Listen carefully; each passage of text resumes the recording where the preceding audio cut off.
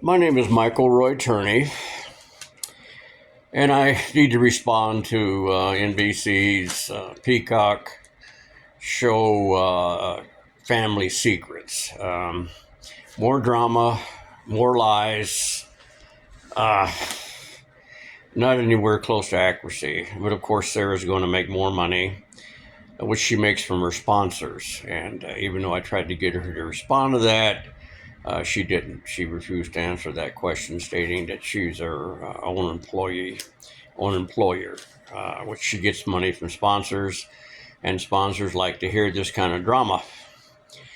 So, by doing these continuations of the lies that was told to her by Phoenix PD. Now, in there, I did get her to, at least she made the statement spontaneously, that she heard one story from the Phoenix PD and another story from me. Now, most of the story that I told her, she actually experienced herself. And this is where the conflict came that was exposed in the cross-examination by the two public defenders at the trial. It was quite simply, it's a textbook case of the Phoenix PD coaching Sarah to change her original story, because her original story, if introduced, was not enough for them to actually even make an arrest. It was not enough to pursue this or get it to go to the grand jury. And even with her statements, as she was coached out of it, that was refused and denied by the sitting Maricopa County Bill Montgomery from 2017 to 2020 multiple times, and he clearly stated there's not enough substantial evidence on a no physical evidence case. To which that was all changed when Alistair Riddell came in, who was a feminist, radical, obviously mentally unstable, and that was all exposed, either alcoholism or whatever it was she was. And she allowed Anderson to go before a grand jury, and he lied, and that was shown in the trial. That was shown also in motions to be sent back to the grand jury because there was so much evidence that he misled the grand jury, two of which did not vote for a true bill. So that was all denied because of all the media attention and a female judge. She denied that motion. So what you really saw was turning of the family, where they pit one family member against each other by telling a lie, back to that one and back and forth. That's textbook stuff used in drug wars, and it ruined a lot of families, okay? And all of her stuff, basically, she went around and telling me about the families that we used, like when Alyssa was being babysitted when Barbara worked, Linda, and all that stuff. You're talking about memories that are 14 years old. Memories most of the time, 2 days later, aren't the greatest. So you're talking about that and different perceptions, humans' loss of memory. I mean, there's just a lot of stuff, and you need more than that in order to convict somebody of such a heinous crime of murder. So as I try to go down this, I'm looking at some of my notes so I don't wander, because I do wander around a great deal. But, this is about Sarah and her salary and the money she's making from sponsors and what have you. Now, when we get down to the insults, I mean, Sarah, you can see the hatred. Her,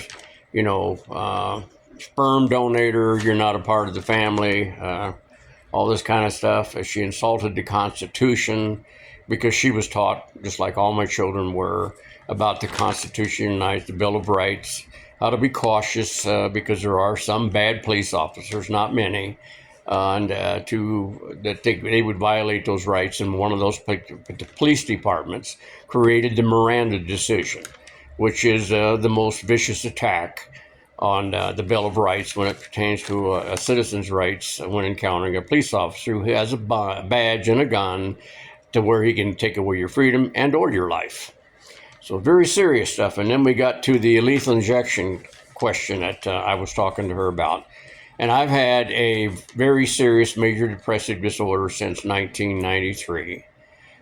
Which resulted from basically being terminated 3 weeks before my wife died after I did a high-performance job solely based on the union. And that the government, once again, the people who work for the government anyway, promised me that part of the reason I would take this job, which is supposed to be in Sacramento, not in Redding, California, 165 miles away, But in Sacramento, they had experimental cancer treatment for Barbara, who had already been given up on her here in Arizona with all the chemo and the surgeries and all that stuff that was done here. And we exhausted all of our Arizona Blue Cross and Blue Shield, and the federal government was offering $1 million pre-existing health insurance. But of course, that all became a major issue. So it devastated me to think that my government would lie that much and use the power of the government because of campaign finance money from a union, who's the ones that literally wanted me off a job supposedly, and that had to do with me, reporting, and which was investigated by the United States government, Congress, labor racketeering, and that's going on in the federal government of them buying union jobs, especially the IBW, to maintain a 500 kV high voltage substations, which they started building them back then. In fact, ours was the first one of 3 being built in California that was completed. And they were hiring non-veterans who had no utility experience just because they were union members. It's something I tried John Kyle, he ignored it. John McCain ignored it. He didn't want to be involved because he thought I had something to do with his being exposed on the Keating Five. He did get involved in when I resisted and told the union I belonged to, I do not want you voting me as a Democrat in a block vote just because I'm a member of the union. I want to have a choice as to who and what party I choose. And John McCain did pick that up. That was also in the news. Number of things like that.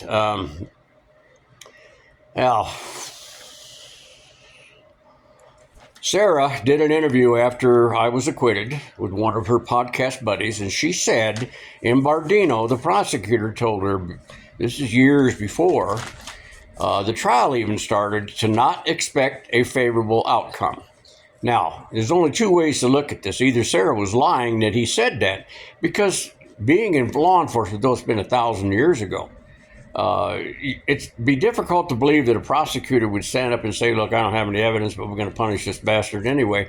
That's not the way they work, because then it puts liability back on them, which I was intending on using that in a federal lawsuit because of what Sarah said, because I knew they didn't have any evidence. I'm the one person that did know they didn't have any evidence.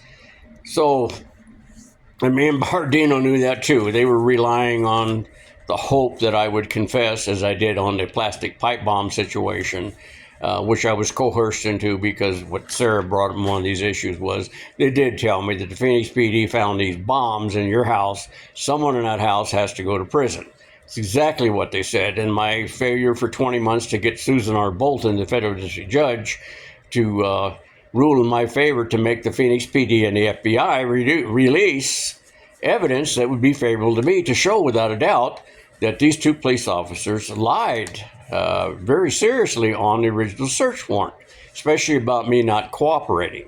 They also did not consider the evidence, which was withheld from me in 2008, and I didn't get until 2020, that Thomas Heimer had actually provided evidence, more than what they had on me, that he actually killed Alyssa. And that was all stopped because the Phoenix PD went back after my public defenders got him on video, him confessing, identifying Alyssa's picture before it was national news, identifying her jewelry and her shoes from pictures I sent the special agent Eileen Jacobs of the FBI in 2008, which at that time, before I was SWAT team arrested by the Phoenix PD, she had told me she hadn't reached her conclusion whether Heimer did it or not. I didn't even know that Sarah had even talked to Heimer. So, anyway, in an interview, that's something that is really, really pertinent. And for her audience, these are the facts. This is not all this other stuff, speculation of this and what you do with the lime and, why did you do this? Why don't you talk to the Phoenix PD? I explained that a dozen times. ABC and NBC decided to cut that out when I told them that I wasn't going to go down to the Phoenix Police Department unless I had my own video recorder. Anderson blew up on that, face got mad, he threatened me. That was in my home. I videotaped that whole thing, just like everybody says I'm a nutcase on that. Well, I do, because I know the Phoenix PD. If you get a bad Phoenix cop, you're in trouble. And if you do not have some way to tape record or get a witness or something, you're in trouble, because they will lie, and they did lie on me. The sad part of it is whenever after this was over with their search and all the other stuff, that incident, when I said, you can't search the house because Alyssa never lived here. You need to go across the street. Okay, I gave tape recordings and audio tapes to Sarah because I was concerned. I picked the wrong family member. Save these, Sarah, because they're important, because I'm almost certain the Phoenix PD is going to raid this house. And they're going to destroy those tape recordings, which obviously they did because they denied them under discovery, which violated the Brady decisions during this trial. And that's one of the reasons mistrials were mentioned and filed, because there was a hell of a lot more Brady violations in my case than there was on the Alec Baldwin case, and he was acquitted. But the judge, even though mistrial was pending and knew this trial would be overturned in a minute, he still allowed the prosecution to produce whatever evidence they had. And if anybody watched the trial, what they saw is exactly what the judge reported to you in his when he put his acquittal in there. Is basically there was not enough substantial evidence that a murder was committed, or that was not enough evidence that I had committed a crime, or that Alyssa had been murdered in any way, because they didn't have any evidence that Alyssa was dead. They just used a statute and a statutory state stating after 5 years, if a police officer wants to swear on their oath, he couldn't find any activity about this person, he can declare them dead. And then, in my case, charge the father, who's a whistleblower for life and embarrassed and humiliated and exposed a lot of crime in Arizona and a lot of bad cops at the Phoenix PD. So the deathbed statement, that was only to give context, but I didn't hear the lethal injection one. But like I said, I've been depressive. I think about death all the time, and it's not about Alyssa. I had that long before Alyssa's situation came, but I knew that I had serious mental problems. This is one of the reasons I approached her biological father after Barbara died and offered him visitation, or if he wanted to take Alyssa with him. He said no. That's exactly what he said. Those tape recordings disappeared as well. Okay, because Steve actually was charged by Rick Romley, Maricopa County attorney, for attempting to run me over with a vehicle, which the previous time investigated by the Phoenix PD, they spent more time threatening me and refusing to let me bring a tape recorder down to their downtown station to do an interview, which was nothing but threats anyway. And they called it mutual combat between me and a Pontiac Fiero. So Steve fled the state to avoid prosecution. That was the truth on that one. So I basically was manipulated into this interview. It was all wrong. I mean, they said it was going to be over human trafficking and sex slave tape in Arizona. That turned out to be a lie.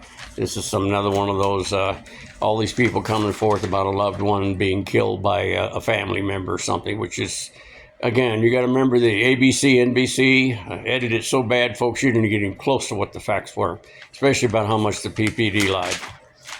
So let's start with the beginning of this thing. Sarah says she changed her strategy in reference to approaching me. She wanted to hit me with a shock question, like about the 2000 event. So that was all very well cleared.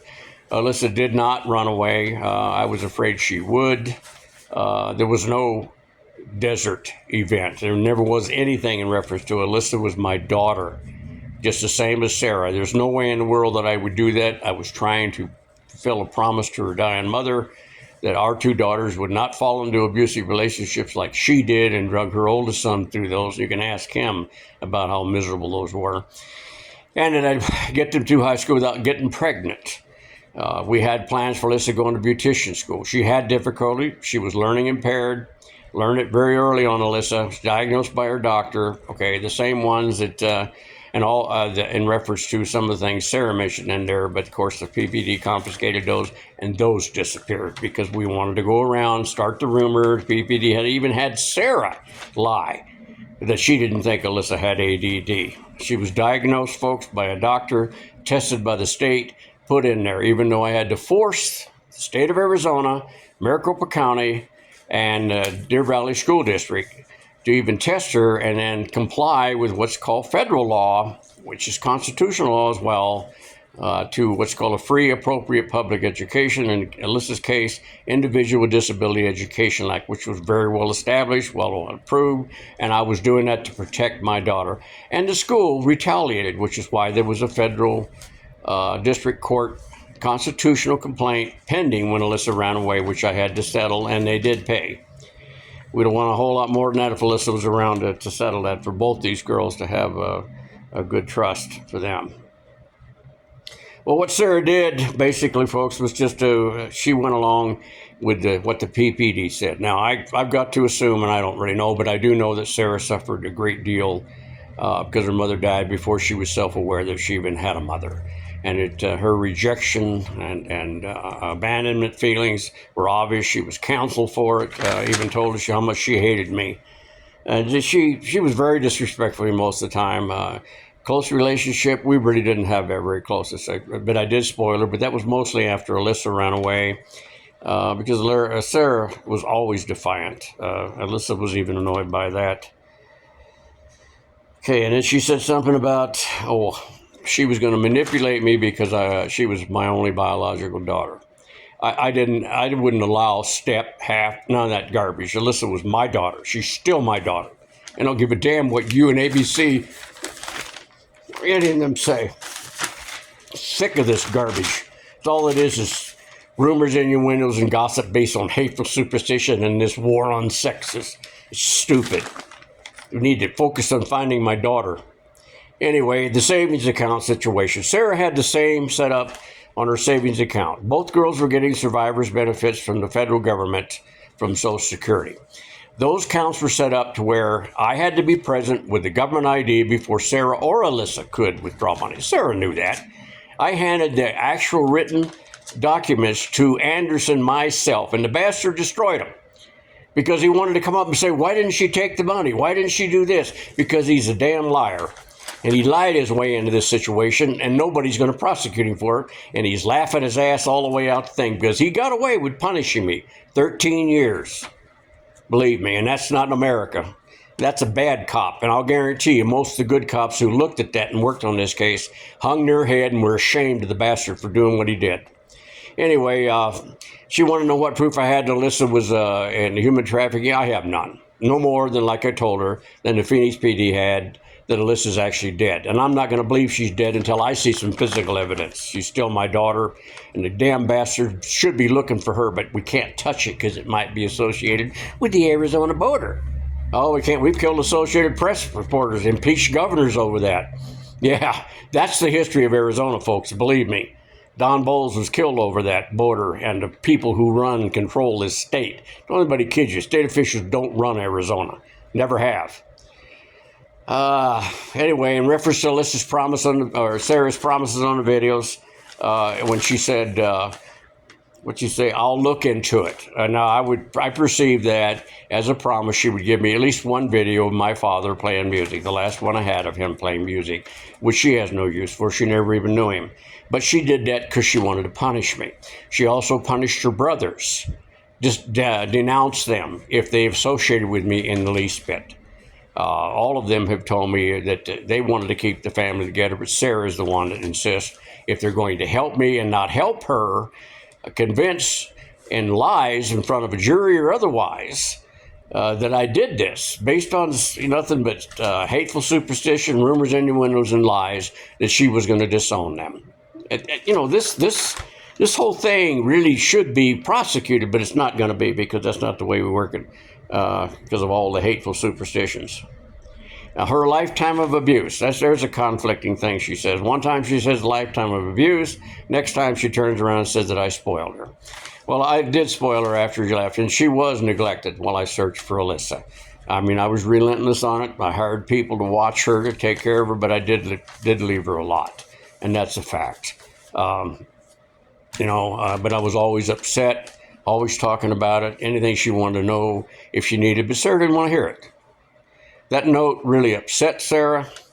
she wanted to destroy it. And it happened to be one of the key issues in the original search warrant was the original note, which I found odd because I had to hide it from Sarah for so long, but I had it and pulled it out, had it available. Now, copies have been sent to the Phoenix PD, sent to the National Center for Missing Exploited Children, who compared Alyssa's homework with that and verified that it was Alyssa's signature. Everyone knew that, but that was a reason for the search warrant. Now, the search warrant itself is unique because the Phoenix PD wanted all tape recordings and videos between me and them, me and the National Center for Missing Exploited Children, and of course all other law enforcement, which would have been the FBI, who I was talking to about Thomas Heimer, giving them photographs of Alyssa's jewelry and stuff. Otherwise, I was cooperating.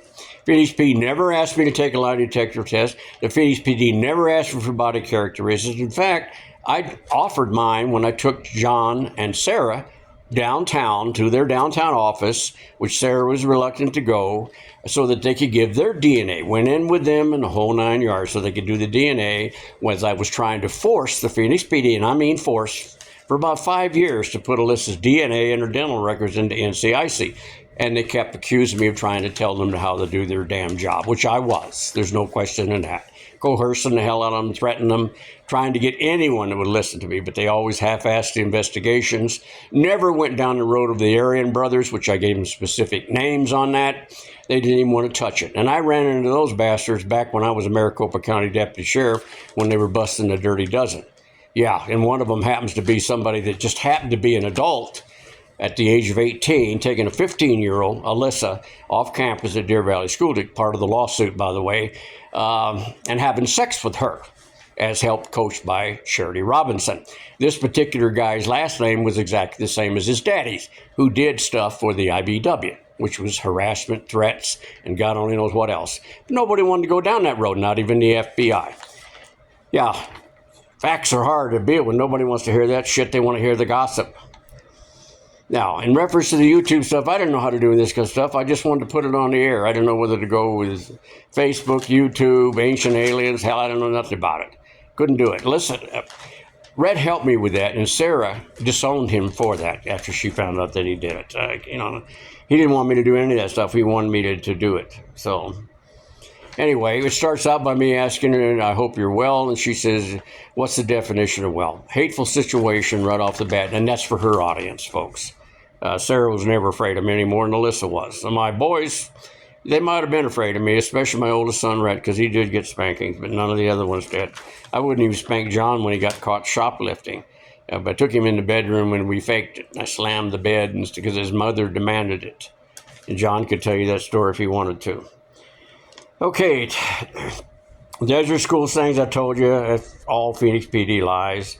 Losing my temperament, yes, I was upset, heartbroken, angry at Alyssa because all of the parenting I did to protect her, to get her into proper programs so she could have classes she could pass. The fight I had with the school district and the state, who wanted Alyssa's graduating class, senior class, to be the first ones to take the Ames test before they could get a full class diploma. That was unconstitutional, and I made them aware of that because Alyssa was learning impaired and diagnosed for that. And they got really madder than hell, called me everything but a white man on that one. I can tell you 1,000 stories of when I confronted Arizona and some of its officials who don't believe in civil rights or the Constitution. So, let me see if I can't keep in some kind of a chronology on my rambling garbage, okay?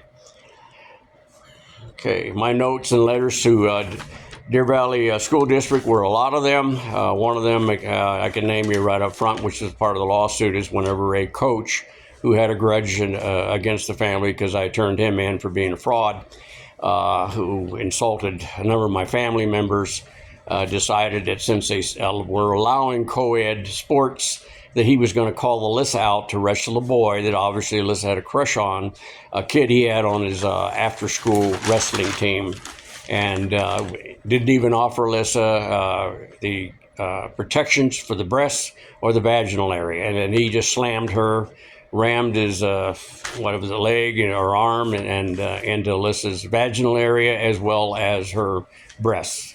And Alyssa was tough. Alyssa didn't whine about most things, but when she came home, she was concerned because she thought there was a lump on her breast, and she was basically hurt because she liked the guy. So I raised hell. I wanted the bastard gone, but of course he was having some kind of a close relationship with the school board member, so they didn't move him. A school district that chose the wrestling team, which was mediocre at this Desert Sky Middle School, over a band rated in the nation as one of the best middle schools in the country for buses to load them. It was insane, but they voted for that to keep this mediocre wrestling a violent situation. And I had one son in band and one son in the wrestling team. So, I mean, but I went to those things and exposed a lot of that stuff. Just endless stuff of trying to kick Alyssa out. And at that time, Alyssa was in junior high. Even a newspaper confirms this. Arizona middle schools had the highest kick out and arrest rate in the United States of America. And they weren't going to kick my daughter out.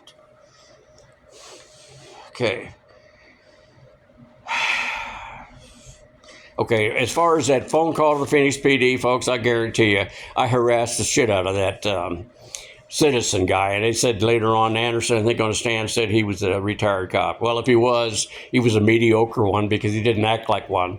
And I think he might have said there's no officer on duty or available, whatever it was. But it lasted, according to the phone records, 22 minutes. And you don't think I told him about a man trying to break in the house just a month or so before when Alyssa and Sarah were home alone? That's a crock. Tell him about the union. I whined about that all the time. If people terrorize my family, the Phoenix PD took the reports. And the one on 9/11 that Alyssa called, I wasn't even there when Alyssa called me first. Phoenix PD showed up and I got into an argument with a sergeant who was threatening to prosecute or cite Alyssa for filing a 911 call when there was no emergency. Yeah, wouldn't even take a report. That's the Phoenix PD. And Sarah was right out there when it was going on. Oh, I don't remember that one. Selective memory. This is the kind of stuff, when you see your family torn because of a couple of corrupt police officers. Maricopa County wanted to seek revenge for the things and embarrassment I did to them for all their trash and garbage and misappropriations and stealing, all that crap.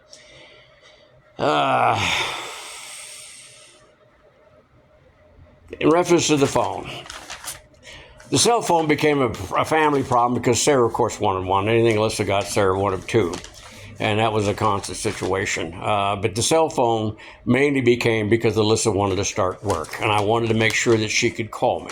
Now, after the man tried to break in, I took both girls to and from school every damn day. Wanted to make sure they were okay. That's when I put up my self-designed, long before they had the complicated security systems they have now. 2 cameras, one of which I already had was an inside one. The other one was an outside camera rated, as they call it. So we had to go. I went through the duct because I didn't want to damage the house. Alyssa helped me pull the damn thing in so I could see the sliding glass door on the back. Now, that pictures of Alyssa that day, that wasn't of the sliding back door. I don't know how it got moved. Maybe it just moved on its own. But either way, when it comes to the cameras and stuff, Alyssa and Sarah both knew how to turn it off and to turn it back on. Both of them did, the same way as I told all my kids when I had the phone recorder on. And that was because of the union harassment and threats made to my family. And again, it did involve a few lawsuits because if you've ever been involved in them, attorneys lie a lot. Anyway, the Phoenix PD was told about the note and my concerns. They went there. And then comes the phone number that Sarah said that I gave John Lackman a phoneless one so he couldn't call Lynette and talk to her. Alyssa's Aunt Lynette. That's a lie. I gave him the exact phone number. And my reasoning, I thought, as I explained in this video to you, was exactly why I did it. John wanted to help.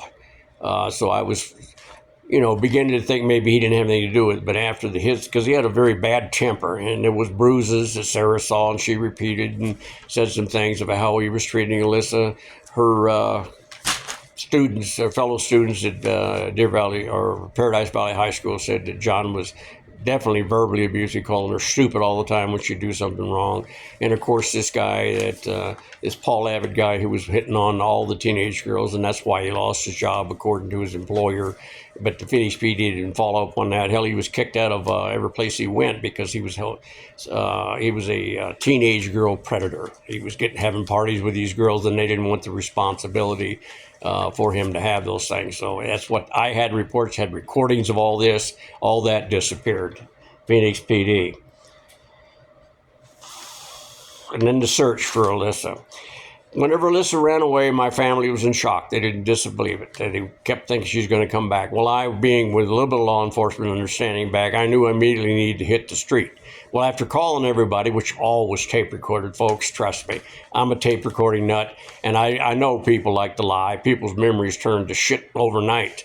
So I went from door to door, even to Judy, the bomb expert, about the plastic pipe bombs. And I kept canvassing, going out farther and farther and farther. I was exhausted. I don't think I got any sleep. So when Alyssa did call, of course the tape recording ran out.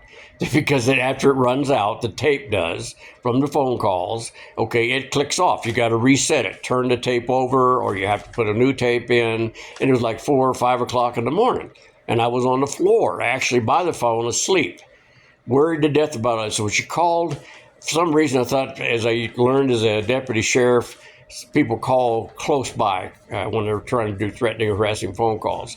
So I got up and ran around, got my vehicle looking for it. Well, anyway, there was no proof of this. Of course, that looks convenient, the same as the May 17th one.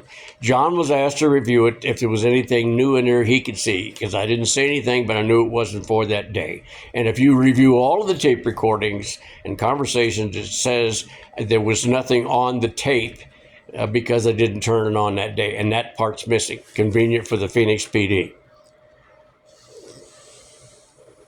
Sarah talked about a search party. She didn't want to go on that search party. Sarah, if nobody else, was almost happy Alyssa was gone. She was going to get the cell phone, which, again, the Phoenix PD and the FBI were not going to help me get the records off of that phone because they didn't have the technology, which was a lie. Okay. Then whenever she did call on that one, they refused to get me the phone number, which they had what's called federal funding. It's called clearinghouse. And Anderson lied on the stand, saying, well, we didn't have subpoena power. That's bullshit. He definitely had that because that's what the Department of Public Safety said. That's what the National Center for Missing Exploited Children said. That's what both my senators and my congressmen told me, that they had that authority to get it and were confused why they didn't do it. It's because they've always classified Michael Roy Turney as a vigilante. Michael Roy Turney turns in our bad cops and wants these cops fired. Yeah, you damn right I do. Any good person would know it. I know the difference between a good cop and a bad cop. And believe me, when you come across one on the Phoenix PD, you're in serious trouble. That man's got a gun and a badge. He could kill you. He could throw your ass in prison, which Phoenix PD, even in their academy, we're teaching officers. If you think somebody's committed a crime, go ahead and arrest them, throw them in jail, and let the court sort it out. That's not a good philosophy, folks. But it really isn't if you're constitutional. But then, hell, they created the Miranda decision anyway.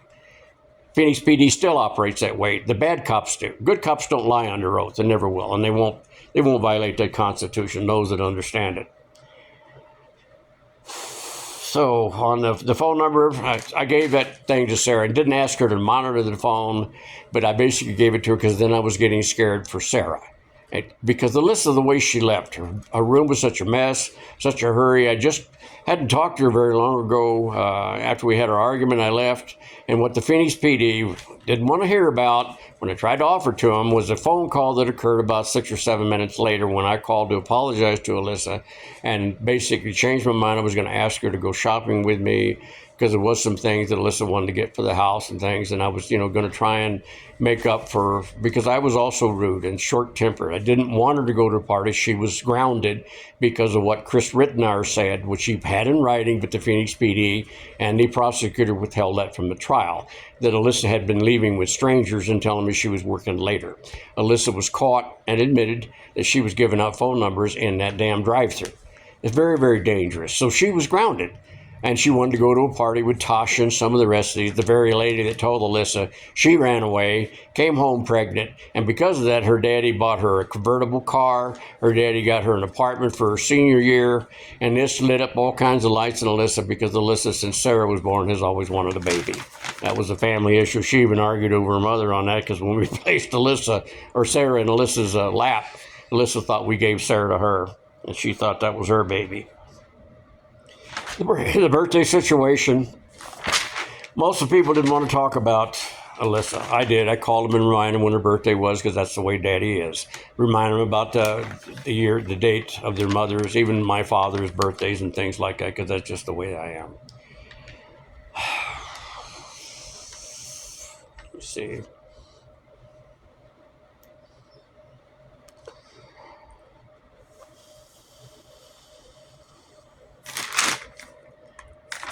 See some of this other stuff.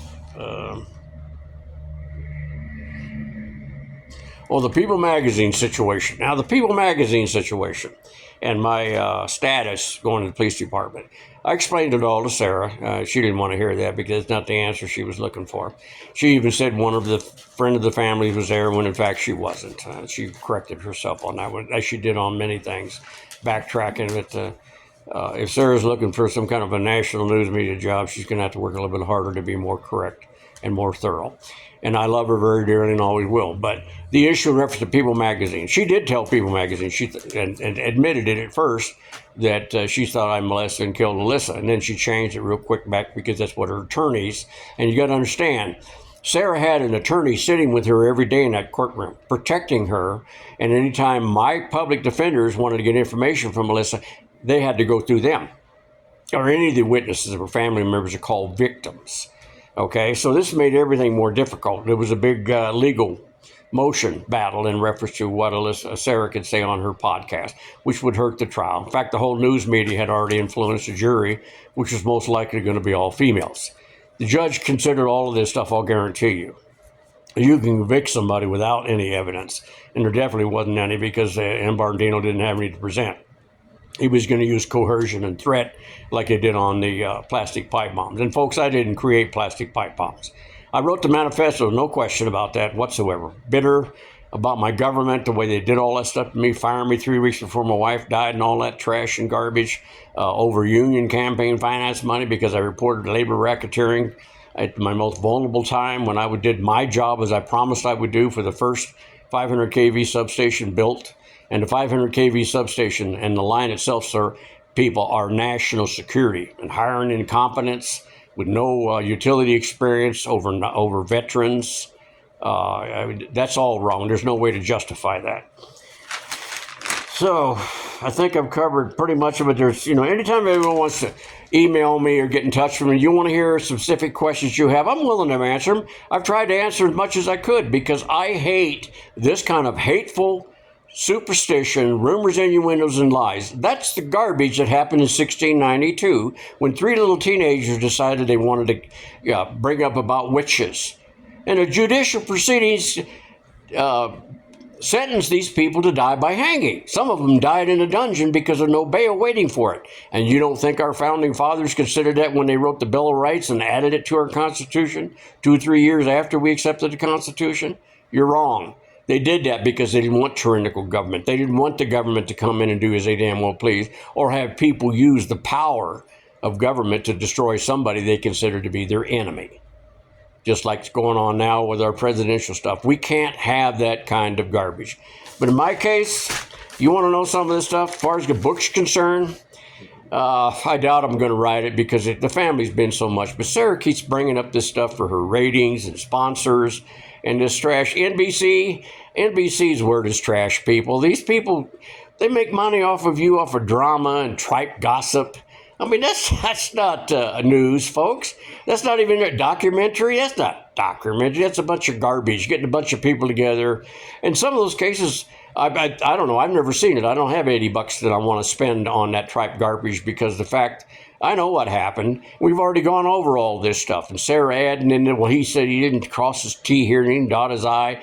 That's not the facts of the case. And I tried to answer all of Sarah's questions when I could, some of which I don't remember, and that's a fact. But Alyssa being afraid of me, that's why I know she didn't know Alyssa. Alyssa had a lot of guts, folks, wasn't afraid of much. Easily talked into stuff like the time Stacy and Katie went with Alyssa to go to use a pool in a motel, which turned out to be adult males that the Phoenix PD wouldn't prosecute for trying to solicit girls after it was all over with. But these men convinced Alyssa to guzzle 4 beers, which she did as she passed out. Now, Stacy was actually her real friend, Stacy Seeley. And I feel sad I wasn't quick enough or persistent enough to get her mother to let Stacy come and live with us, because Stacy did approach Alyssa. Before I could get her mother to do anything, who was a real doper herself, Stacy hung herself, which is just a shame. But Stacy's extremely intelligent, and Stacy knew and was afraid, but she'd still call me. I told her the first thing, roll her on her side so she doesn't throw up and drown herself. Stacy did that. She stayed with Alyssa to make sure those men did not rape her while she was passed out. That's a friend, not Katie, not this chair. These people used Alyssa, borrowed money from her, never paid it back, had her buying drugs and booze. That's what the whole May 17th is about. We were going to go to Chris Ridenour's graduation, because Chris was, I thought he was a friend of the family, and I thought he was going to protect Alyssa, because I know he had a serious crush on Alyssa, but Alyssa said he was too dull. That's what she said to me when I asked her. So I told her I like Chris, and I don't know if that's the reason she didn't want to go with him or boyfriends, but she liked Lackman because he was a liar. She liked this other Mike guy who was on probation and an adult, all this other stuff. And some of the other people, I don't even know who all she had sex with, but John said that she slept with the guy just within days after I let her go over to live with them, versus her going over and staying with Charity. I wasn't going to have that happen, because I moved all clear across Phoenix just to get away from Charity because of the bad influence she was. But it was all my idea to go to the brothers, and Alyssa was all freaked out on drugs. There was no desert incident whatsoever, or any other incident. Where my nephew came up with that trash, I have no idea. I know he was an alcoholic, he was a drunk. I took him in because my sister just died, and I felt sorry for him. His stepfather told him, don't take him in because he's a bum. He lies a lot, and I know David lied a lot, and for whatever reasons he did that. That wasn't my situation problem, but I took him in until we had a problem where he kept opening the door. That's according to Alyssa, when Alyssa was taking a bath. It just caused some problems and friction, plus his alcohol. And then one night he came drunk, passed out, and left his foot on the accelerator, whatever. Anyway, he burnt the engine up on the red pickup Sarah's talking about. And with that kind of trash, I asked him to leave. Then he come up with this horseshit story later on with this kind of stuff. And his girlfriend or wife or whoever she later out to turn to be, I tried to talk to her about David, more concerned with how he handled the death of his mother, and the whole poorly way that my sister died from a ruptured appendix in a emergency room of a major hospital in Prescott. Should have never happened. Then they dumped her body. That's another attack I did on the state, and believe me, I ruffled a lot of feathers on that. I've always done that because there's something wrong with me on that part. But as far as the list is concerned, folks, I didn't kill my daughter. I didn't molest my daughter. I didn't do any of that stuff, and I sure as hell wouldn't make any plan or build plastic pipe bombs. That's Phoenix PD all the way. Make it a federal case so they can step back and wipe their hands, have a federal district judge more than double the sentence. They threatened me. She refused all evidentiary things, refused a detention hearing for 11 months, mocked it, laughed at it. She had her mind made up because she was appointed by Bill Clinton, who was named in a letter from my congressman being associated with the labor racketeers, a guy named Arthur Coye of Luna, who actually run the AFL-CIO over Sweeney, all that stuff. She should have never heard the case, should have never been on any of my cases. But that's just the way it works, especially in Arizona. But federal district judges, we got a serious problem with that one again, folks. That's why in this thing I'm going to end it by saying, if we don't vote out all these incompetent idiots, it's stealing and robbing us blind in Washington, D.C., we're making a serious mistake. We need to start out fresh somewhere, get this country back financially stable, and then after that, which is 4 years from now, we can go ahead and start voting out anybody. Don't let them stay longer than 20 years at the most, but do it for the next 20 years for our children's children. Then there's a lot of good Americans. We're the greatest people in the world because we came from all over the world looking to escape tyranny, which is going on right now, folks. You can be thrown in jail if a cop wants to lie, and all you got to do is get a bad one. Then you have to come up with bail. If they don't want to give you bail, then you don't get bail. You got to sit in jail till your trial comes. And they can do all that lying, and according to the U.S. Supreme Court, over the war on drugs, they can lie under oath. So just like the judge just recently told me when I tried to get reparation for being wrongfully imprisoned, malicious abuse of process and power. Said, not cops are allowed to lie. Case dismissed. Frivolous. That's what's happened to your federal district courts. You no longer have, according to the two judges I dealt with, which was Susan Bolton and Susan Bronovich, you don't have a right under the First Amendment to the United States Constitution to petition your government for grievances. Now, that's, I read it, I believe I did, but they say you don't. That's what's called legislating from the bench. Got to stop. Anyway, I hope I answer some of these questions. Anytime anybody wants to email me, you got a question, I'll try and answer it the best I can. But most of my notes, all my tape recordings, anything that would help me restart a search for Alyssa has been refused by the National Center for Missing Exploited Children, the FBI, and the Phoenix. The county, the city of Phoenix refused to even do anything to those officers who were caught lying under oath. The county refused to investigate their perjury and their lying and tampering with the witness, which was Sarah, to get her to change her original story, all that stuff, because they said they based their prosecution solely on what the Phoenix PD said. State Attorney General says they don't investigate corrupt cops. That's amazing, isn't it? Nobody wanted to investigate what happened to Don Bowles. So they wrote it off and got the people that did it, but didn't touch the people who ordered it. And that's what the Arizona Project book is about. But I advise you to read Miranda Decision. You want to see how bad the Phoenix cops, interpolice, can be? And that's what Don Bowles called them, interpolice and the Gestapo. I met him. Thought he was nuts. But it began to where I really understood him on a business basis. He was right on track, and they killed him for it. Just that simple. Something really stupid they've learned a long time ago. Better just go ahead and get the government and the newspapers, which are easy to bribe, because these entertainers are multimillionaires. That's why I laugh when they say, folks, I can relate to that. How the hell can a multimillionaire who's a news entertainer, like Matt Owl and Hannity and all some of the rest of these people, how say that they relate to the common middle class people? Not even close. Whatever. I'm going to start to ramble again. I don't like to do that. So, any questions? I'm serious. Try to get a hold of me the way you want to. I did the YouTube stuff because I'm tired of hearing the lies about my family. Our combined family, mine, hers, and ours. And Barbara wanted us to be the Turney Bunch. Woman really had a dream for that. She liked the Brady Bunch show and thought we could be the same. Destroyed by many ways, but definitely destroyed whenever she died. Unfortunately. Still bothers me to the day. I get upset every February the 28th. It makes no difference what's going on with my life because I was there when she died. And I couldn't understand why such a young woman had to die and leave two little girls. I thought it'd be better off if I died. All my prayers were based on that. Obviously, they weren't answered. So good luck to you. Good luck to everybody else, because this is the most disgusting thing to keep bringing it back up. But it's Shirley for making money. Sarah made money. NBC made money. Peacock makes money. Hell, the bastards won't even honor their even written word that they'll send me a copy or DVD of this particular show. And that's about as disgraceful as you can get. At least when I challenged ABC, they did send me a copy, DVD of the second show, not the first one.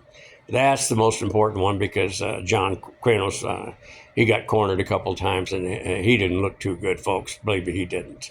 So you have a good day. Good luck to you. I hope this stuff doesn't cause any of my family members to be killed. You want to kill me? Come and do it. You'll probably be doing me a damn favor. Good luck.